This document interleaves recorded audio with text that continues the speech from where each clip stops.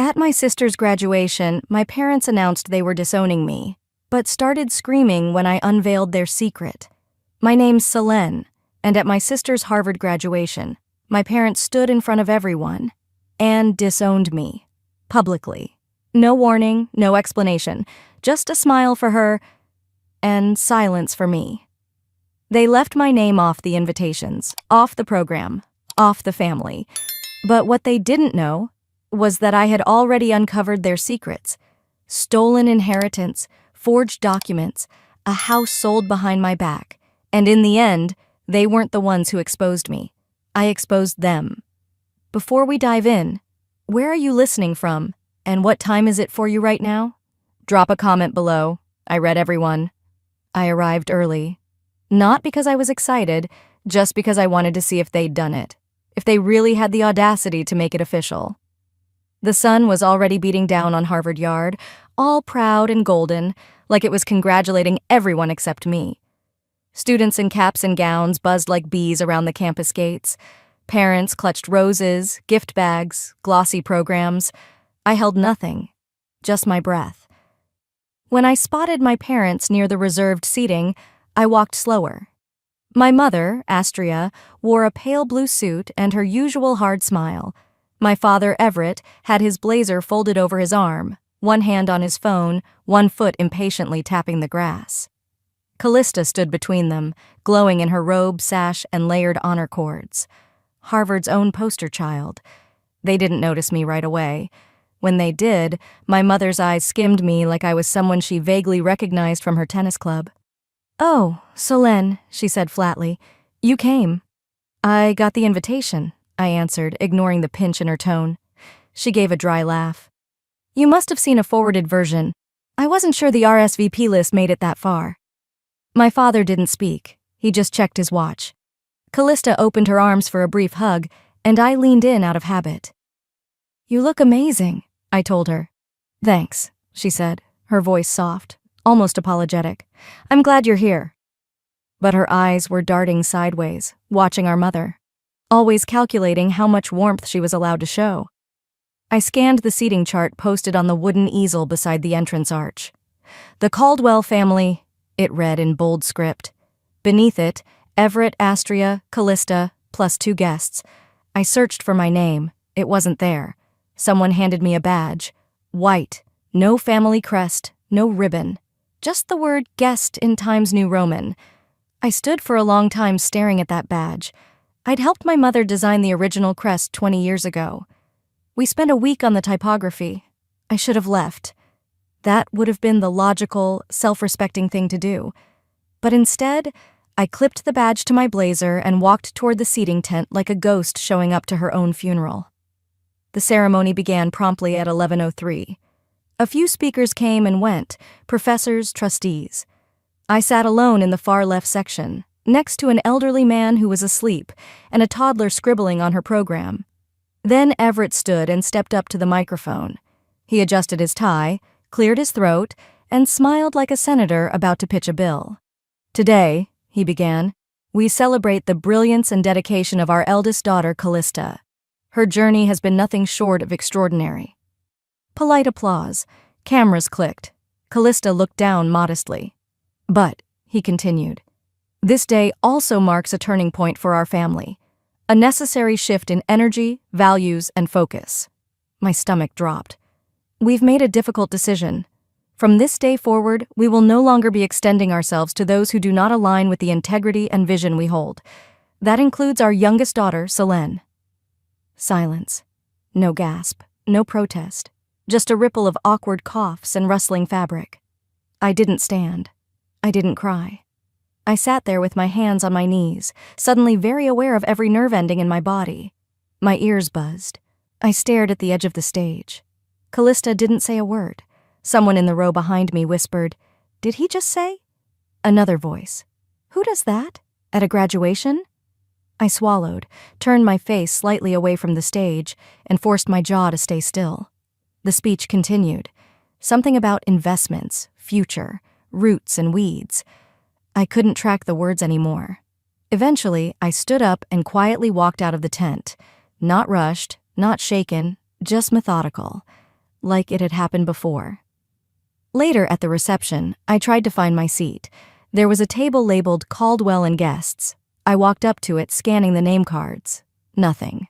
Callista's name was there. So was our Aunt Miriam, even her college roommate, but not mine. A girl I hadn't seen since middle school looked up from the next table and blinked.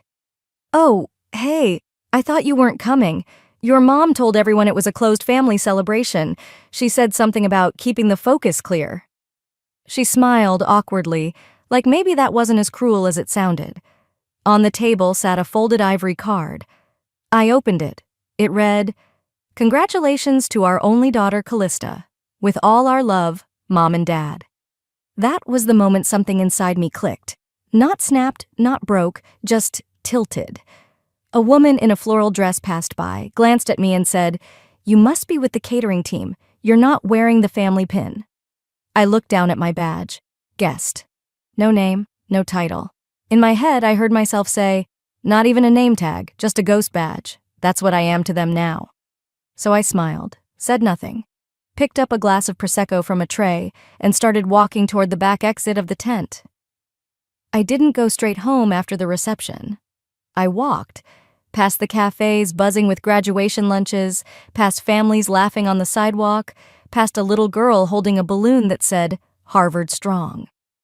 It wasn't until the sun dipped behind the red brick skyline that I finally boarded the T and let the city carry me back to my small apartment in Somerville. I climbed the stairs slowly, peeled off my shoes by the door, and stood still for a moment. The silence in my place was familiar, like a worn sweater I never had the heart to throw away. I tossed the graduation program on the kitchen counter, but it didn't land the way I expected. Its pages fluttered open, and my eyes landed on a photo from the ceremony, my parents with Callista. All three smiling. The caption read, "Proud moment for the Caldwell family." No trace of me.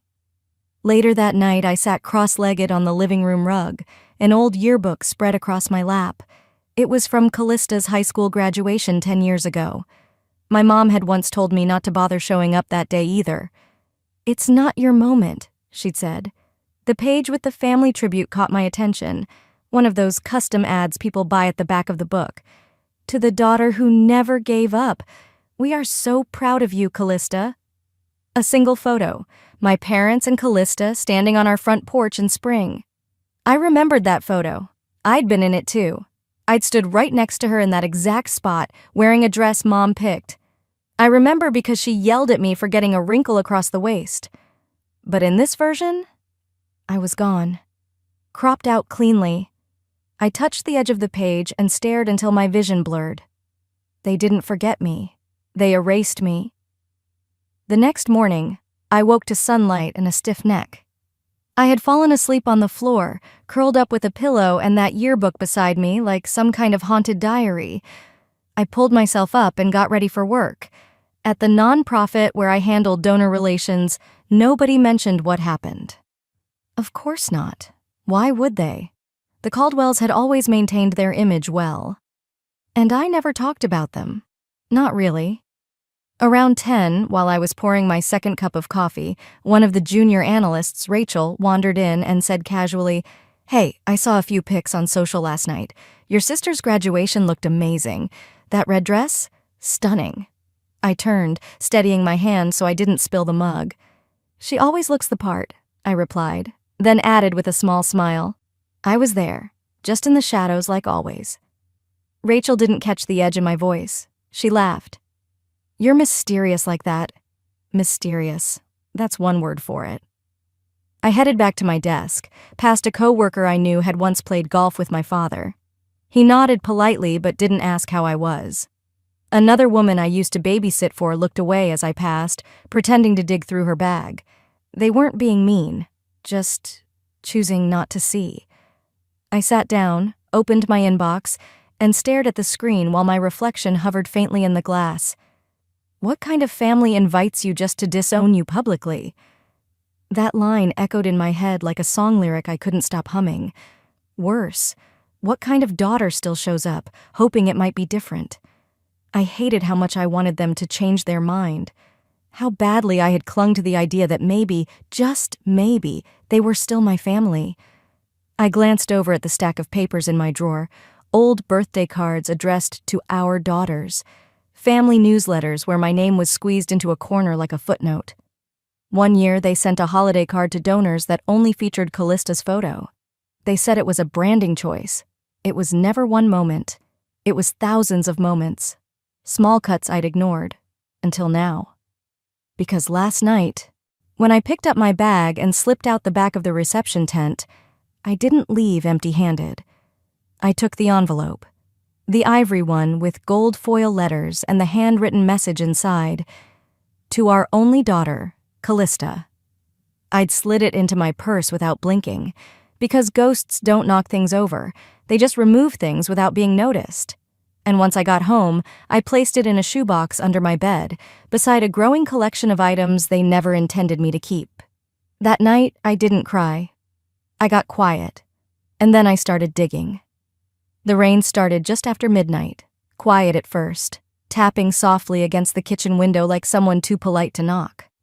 I sat there with a blanket draped over my shoulders and my laptop open in front of me, casting a pale blue light across the room. I hadn't moved in hours. I had decided to stop crying, and so I didn't. I clicked through folders I hadn't opened in years. There was still a shared drive linked to my personal email, left over from when I used to do part-time accounting for the family foundation. They'd never revoked access. I was the one who set it up. Typical of them, really. They like to erase people with words, not technology. I scanned through documents aimlessly at first, old tax files, donation receipts, board meeting notes, but then something flagged in my brain. A folder labeled Holdings_updated. Inside it, a PDF file. Transfer authorization, Seaside Property, final. I clicked, and there it was. My name, my full legal name. Typed above a signature that looked almost like mine, but not quite. The S was flatter, the loop on the L too wide. It was a bad copy, and it had been notarized. I stared at the name of the notary public in the margin. Savannah Caldwell, my cousin, of course. I grabbed a file from my drawer, an old lease agreement with my real signature on it, and compared the two side by side. No match, not even close. It hit me then. What they'd done wasn't just betrayal, it was criminal. They didn't just cut me out of a speech, they forged my signature to strip me of ownership on the only thing Dad ever gave me in his will, a stake in the beach house in Cape Elizabeth, the place I helped repaint the porch rails during college, the place they let Callista host her 30th birthday with a few close friends, which turned into a bonfire for 50. I closed the laptop slowly, like sealing a coffin. I couldn't sleep after that. Around 3, I picked up the phone and called the only person in my family who ever treated me like I had a voice. Aunt Mavis? There was a pause, then her familiar rasp. Solène? Honey, are you okay? Not really. My voice cracked on the words. I found a property transfer, with my name, but it's not my signature. Another long silence. Oh, Solène, she whispered. You saw it, didn't you? I asked. I didn't know what to do, she confessed. Your mama told me it was just paperwork, that they were cleaning up the books for tax season. I leaned against the kitchen wall, sliding down to the floor. You knew they were moving my name off the deed. I thought maybe it was a mistake, or something they'd tell you later. I'm sorry. I should have said something.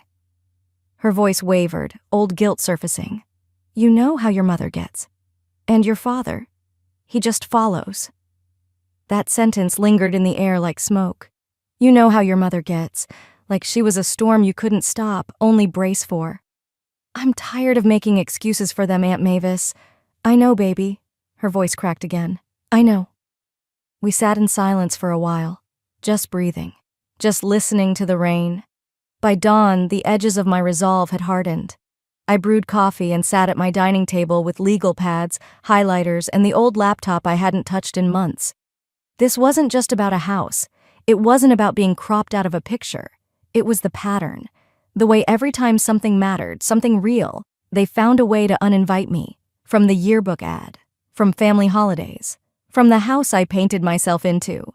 But now, they were going to remember exactly who I was, not because I'd ask for space at their table again, but because I'd be the one flipping the table over. By mid-morning, the clouds outside had started to thin, but the heaviness in my chest only deepened. I hadn't slept, just worked through the night, cross-referencing, checking deed numbers, combing through local property registries like a woman possessed.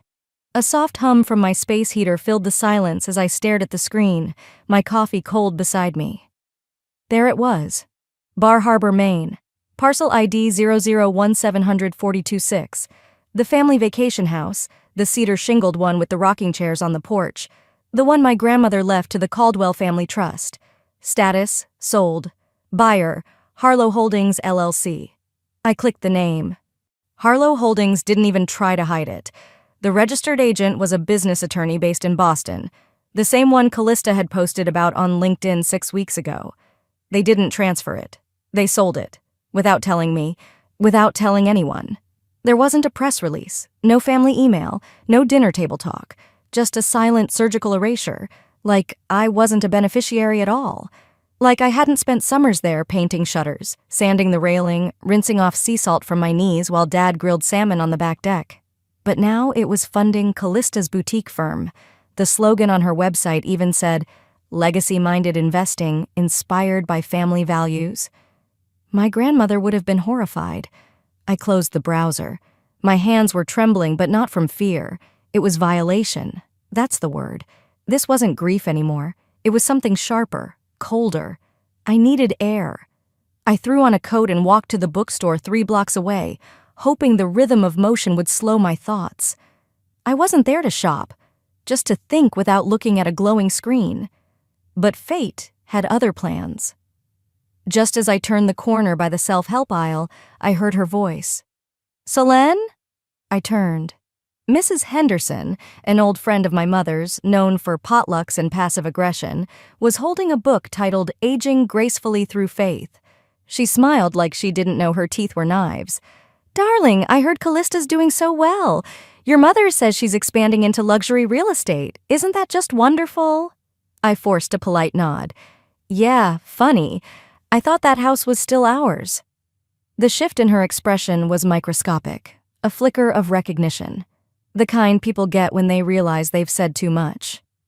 "Oh, I don't know all the details. You know how parents are, always making moves." "Without their kids?" I asked, eyes steady. She didn't answer, just smiled again. That same smile I'd seen at every holiday dinner. The one that said, "Don't make a scene, sweetheart." I left the store without another word. By the time I reached home, my phone buzzed with a text from an old college roommate, someone who had no idea what was going on. "Heard your folks sold the summer house. Callista's killing it. Jealous of her life right now." Jealous. That word sat on my tongue like vinegar. People envied her, because they didn't know the cost of her shine, the silence of everyone she'd stepped over to get it. This wasn't just about business.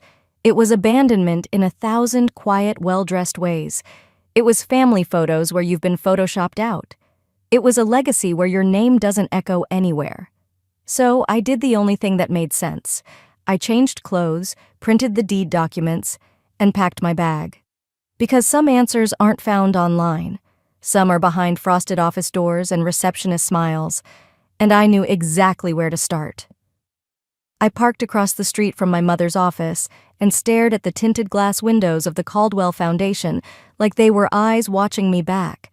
The last time I stood here, I was 16 and holding a printed version of my scholarship essay. Mom told me to come in quietly, not to embarrass her in front of the board. I remembered the dress I wore, navy blue, too tight in the shoulders because we couldn't afford another. She said if I smiled and stood still, maybe they'd consider me for the summer program. I stood still. I smiled. They picked Callista's friend instead. Now, almost 15 years later, I wasn't here to impress anyone. I walked in without calling. The front desk girl, new, maybe an intern, gave me a polite but hesitant smile, the kind you reserve for people who might cause a scene. She asked if I had an appointment. I didn't bother answering. My heels tapped steadily down the hall. Astria Caldwell didn't flinch when I entered her office. She looked up from her screen, not surprised at all. "Solène," she said smoothly, like we'd just had brunch the day before. "I'd like a few minutes." She motioned to the leather chair across from her desk. I stayed standing. Her office hadn't changed. Same white orchids, same award plaques, same framed headline. Mother, philanthropist, visionary. All perfectly arranged. I half expected her to straighten the headline before we spoke. "I regret that you felt hurt," she began, hands folded. "But we did what was best, for the family's image." There it was, the apology that wasn't. "You didn't regret the decision," I replied, my voice steady. "You regret how it looked." She exhaled gently through her nose, as if I were being dramatic. "You're still welcome at events, just as a guest, not as a face of the Caldwell legacy. I hope you understand. It's about cohesion, simplicity." I tilted my head. "You mean control?" Her lips twitched. "We can't have every branch growing in a different direction. People notice." "I hope they do," I said, "because I'm not bending back into shape just to fit your narrative." She didn't respond. She didn't need to. I already knew where she stood, always behind Callista, in front of a camera, beside Dad when it made sense. That evening, I attended the gala. I'd RSVP'd 6 months ago, before the disowning, before the erasure, when I still believed I had a seat in their world. I wore a simple black dress, nothing flashy, but the name tag clipped to my coat said Solène R. Not Caldwell, not family. The ballroom buzzed with donors and well-dressed alumni. I kept to the edges, scanning faces. I didn't expect warmth, but I wasn't prepared for how invisible I'd become. Small talk floated past me like perfume. Midway through dinner, a waiter handed out champagne. My father raised his glass. "To our only daughter, Callista, whose brilliance continues to guide this family forward." I froze. A few heads turned toward me, then quickly looked away. My hand tightened around the stem of my glass. Even Callista blinked, clearly unsettled, but she didn't correct him. She just smiled and clinked her glass with the nearest donor. It didn't matter if she agreed. Silence served her just as well. I didn't raise my glass, I didn't speak, but something cracked deep inside, clean and final. This wasn't a misunderstanding. This was exile, polished and gift-wrapped. I left quietly before dessert. No one stopped me, no one even noticed. I walked 2 blocks before calling a rideshare. As I sat in the back seat, the city lights blurred past. I replayed every word, every look. My mother's gentle scolding, my father's toast. The way Callista stood just close enough to be admired, just far enough to stay clean. And I knew I wasn't going to wait for an apology or an explanation. They'd made their legacy without me. Now it was my turn. I didn't waste time sleeping in. As soon as the sun broke through the slats in my blinds, I was already at my kitchen island, my laptop screen flickering with legal documents, financial ledgers, and a half-empty coffee cup sweating onto a coaster. Everything I needed was here, not emotionally, but legally.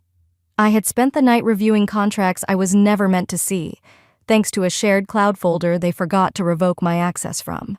I cross-referenced email threads, matched signatures, pulled metadata off PDFs. The trail wasn't obvious, but it was there. A real estate transaction that rerouted an inheritance, trust disbursements that quietly bypassed me, a marketing memo listing the family image, with only Callista's name and face. I slid the printed files into a velvet envelope, dark burgundy, with gold trim. My mother had once given it to me when I was 12, filled with stationery and sealed with a note. Always write with grace. Now, it would carry my first real reply. By 10, I was standing outside the office of my parents' longtime attorney, Warren Bell. The last time I saw him was at my grandmother's funeral. He greeted me like someone unsure whether to hug or call security. "I need 2 minutes," I said flatly. Warren took the envelope carefully. I could see him scanning the label, typed, not handwritten, before glancing up. "I'll have to review. There's a notarized affidavit, a trust challenge, and a digital link with voice recordings. The instructions are inside." "I assume this comes with expectations?" he asked. "No," I said. "It comes with consequences." I didn't wait for him to respond. Back in the elevator, my reflection stared back at me in the chrome, I looked like someone who hadn't slept, but I felt more awake than I had in years. The voice recordings had taken months to gather. Quiet, patient moments, boardroom halls, car rides, awkward donor meetings. They never thought I'd still be listening. They assumed they'd worn me down, erased me by attrition. One clip played in my head again, clear as day. Mom, in a charity lunch pre-brief. "We only use Callista's face. Selene doesn't fit the image we're selling." Then Dad chuckling. "She used to read everything." Well, I still did. Back at home, I finally sat down. Not at the table. On the floor. I stared at the old family photo still framed near my bookshelf. It was from before Callista's high school graduation. Before the edits. I'd kept it, knowing they'd someday pretend it didn't exist. It felt strange to not feel rage. Not in this moment. Not because I'd forgiven them, but because I'd made my move. I didn't send the envelope with malice. I sent it like you send a receipt, just proof of transaction, proof that I existed, that I saw what they did, that I knew. I called my lawyer that night. "I don't want revenge," I told him. "But I won't let them use my silence as consent. If they're going to erase me, I want the record to show who held the pen." He was quiet for a beat, then said, "Then it starts now." The next morning, I opened my laptop to check the news, just out of habit. But before I even got the chance to send anything, my inbox was already exploding. I hadn't even made coffee yet when the messages started buzzing. 4 missed calls. 2 from blocked numbers. 1 from a reporter in DC. I ignored them all. Instead, I tapped the screen and opened my browser. Front page. There it was, plastered across the homepage of a national nonprofit watchdog site. Luxury charity? Anonymous sources question integrity at the Caldwell Foundation. My throat clenched before I even read the subheader. It was real. The article didn't name me, but it didn't have to. It referenced board documents, internal memos, and direct quotes from emails I knew intimately because I had printed them, read them, cried over them. The public didn't know it was me who found them, but the foundation certainly would. They'd always bragged about being in control of their own narrative. Now the story had slipped through their fingers, and for once, I wasn't the one left out. The story moved fast. By lunch, donors were making quiet exits. 2 gala events were postponed indefinitely. Comments flooded in. Nepotism at its finest. Where did the money go? This is what happens when you erase people for image. And still, I hadn't said a word. I scrolled down to a section titled "Former Stakeholders Silenced" and saw a screenshot of an email chain from 3 years ago. My name wasn't in the message, but it referenced the youngest Caldwell and her unnecessary complications when reviewing board decisions. I could practically hear my mother's tone between the lines. And then came the kicker. Someone had leaked the audio. It wasn't the full library of recordings I had submitted to our lawyer. Just one. The one where Astria, in a room full of donors, said, "We only use Callista's face in marketing. The other one doesn't photograph well with our narrative." Followed by my father's voice. "We need to be careful what Selene finds. She used to read everything." The internet did what it always does. It dissected every syllable. And for once, I didn't feel ashamed. I felt seen. That afternoon, I left the apartment to clear my head. At the corner deli, the cashier gave me a polite smile but didn't say anything. On my walk home, I passed a bus stop where someone was scrolling the article on their phone. I didn't linger. When I got back, there was an email waiting from a PR firm, one I recognized from the foundation's press kits. "We're preparing a unifying statement and would love to include a quote from you, Selene. Your voice matters."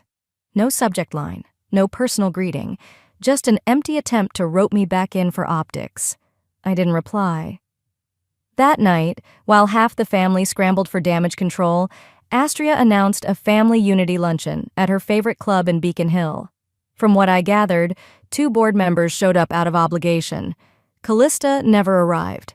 I could almost hear my mother's voice cracking under forced grace.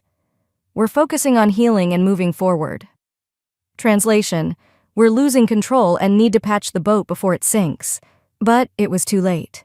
Donors were asking questions. About Bar Harbor, about the trust, about the forged signature. They weren't angry. They were done. At 10 p.m., I refreshed the news site again. A new photo had been added to the article. My mother, exiting the foundation's building in her tailored blazer. But her lapel pin, the gold graduation crest she always wore, was missing. That tiny, gleaming symbol I once would have given anything to earn. Now? I sat alone in my apartment, cross-legged on the couch, laptop on my knees. The shadows were long, the air was still, and for the first time in years I felt light. I didn't have her pin. I had something better. The truth. The courtroom wasn't grand.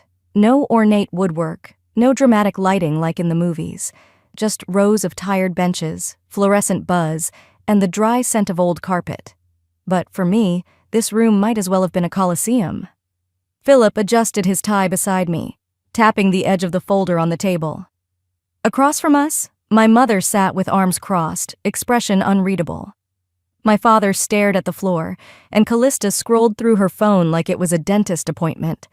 The judge, a woman in her 50s with tired eyes and an unforgiving tone, called the hearing to order.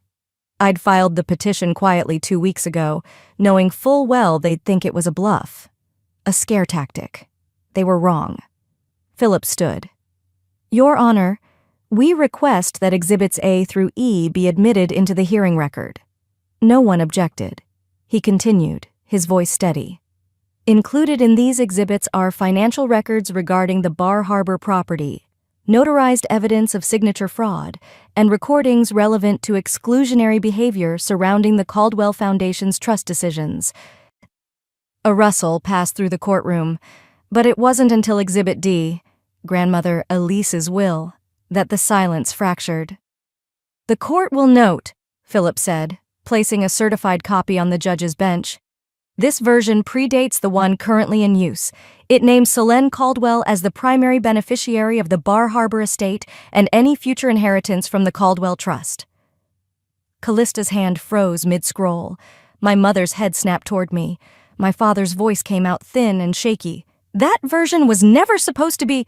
The judge raised a hand. Was it notarized and properly witnessed? Philip didn't miss a beat. Yes, ma'am, by the same legal team that handled the original estate division. They were replaced shortly after this document was filed. Everett tried again. But we never meant for that to be the final... The judge cut him off. Intentions aren't law, Mr. Caldwell. Documents are. Callista leaned in toward our mother, whispering furiously. My mother didn't respond. Her face had gone stiff, but there was a flicker in her eye. Panic, maybe. Or worse, recognition. She had known this moment might come. I didn't look at her. I looked forward. Philip went on to play the recording from the donor prep meeting. We only use Callista's face in marketing. The other one doesn't photograph well with our narrative. My mother's voice echoed through the speakers. Then my father's. We need to be careful what Selene finds. She used to read everything. The room was so still, I could hear someone's pen drop 2 rows behind me. Astria stood, almost hissing. You ungrateful girl. You waited all this time just to destroy us? I stood too, my voice calm. I waited so I wouldn't destroy myself in the process. No one moved for a full 5 seconds. Then the judge cleared her throat and ruled. The Bar Harbor property shall revert to Miss Selene Caldwell. The Caldwell Trust's distributions will be frozen pending further audit. In light of the evidence presented, the Foundation's tax filings are hereby referred to the State Attorney General for review. Callista bolted for the door without a word. My father remained in his seat, pale, silent. My mother tried to regain composure, but her face betrayed her. The woman who'd built a world on perception had just watched it unravel on public record. Philip sat back down beside me and whispered, You okay? I didn't answer right away. Instead, I looked down at the lapel of my coat. The pin I once wanted, the one my mother always wore to those galas, wasn't there. But I didn't need it. The judge's final words still rang in my ears. Miss Caldwell, the rightful heir. They took the pin. I kept the name. 6 months later, I stood barefoot in the center of a sunlit room that didn't exist the last time my parents spoke my name. It was a modest space, renovated from what used to be an old municipal library just outside Providence. I had helped fund its transformation into a literacy and arts center for foster teens, young people who, like me, had once felt invisible in rooms where their presence was either ignored or erased. The event that day wasn't grand. There were no red carpets, no flashbulbs, just mismatched folding chairs, a table of cupcakes, and kids flipping through sketchbooks they'd filled themselves. But it was mine. Every bit of it. And more importantly, it was theirs too. The plaque mounted in the entryway was one of the few things I insisted on keeping formal. It read, "In memory of Elise Caldwell, for the granddaughters they erased and the ones who refused to stay erased." I caught myself tracing my finger across the engraved lettering. I hadn't visited her grave since the ruling, not because I was angry, but because I knew she would have preferred this. Quiet legacy, lived out loud. I hadn't returned to the family foundation. Not once. The court had awarded me full legal custody of the Bar Harbor property and its inheritance funds. I could have sold it, or even burned it to the ground just to start fresh. But I chose a different path. I renovated it and turned it into a writer's retreat for women from foster care backgrounds. The first 2 residents moved in last month. I donated part of the trust in grandmother Elise's name. No press release, no ribbon cutting, just a quiet wire transfer and a handwritten note to the director. Make sure it goes to those who were left out of the photos. My parents never reached out. Not once. Astria and Everett remained silent, buried in layers of tax audits and board reconstructions. I read in a local newsletter that the foundation had temporarily suspended operations. That was the most I'd heard. Callista, though, she surprised me. The envelope came on a Tuesday. No return address, just my name in her handwriting, slanted, sharp, still the same. Inside was a single page. No flowery apology, just 10 words. "You were right. I'm sorry it took this to see it." I didn't write back. I didn't need to. I placed the letter in a small lockbox alongside the old graduation pin I once believed would make me feel like part of something. Neither held the weight they used to, but I kept them anyway. Not as reminders of what I'd lost, but of what I'd learned. I didn't crave their table anymore. I had my own. And these days, I got to choose who sat with me. A little boy with a gap-toothed grin interrupted my thoughts. He held out a small paper craft, folded ribbon glued with uneven lines and love. "This is for you," he said, "because you showed up." I knelt to his level. "You made this?" He nodded. "It's a badge, like the ones grown-ups wear when they're important." I smiled, tears threatening to spill, but I held steady. "Well, thank you. I think this might be the best one I've ever had." I pinned it onto my lapel, right over the place where the old Caldwell crest used to sit, the one I wore the day they disowned me. This one was better, softer, earned.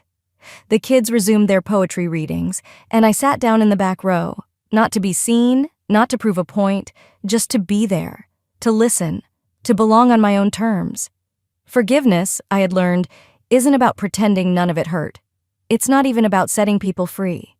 It's about releasing yourself from the endless, exhausting hope that one day they'll finally understand. Some wounds don't get stitched by words. Some just stop bleeding when you stop picking them.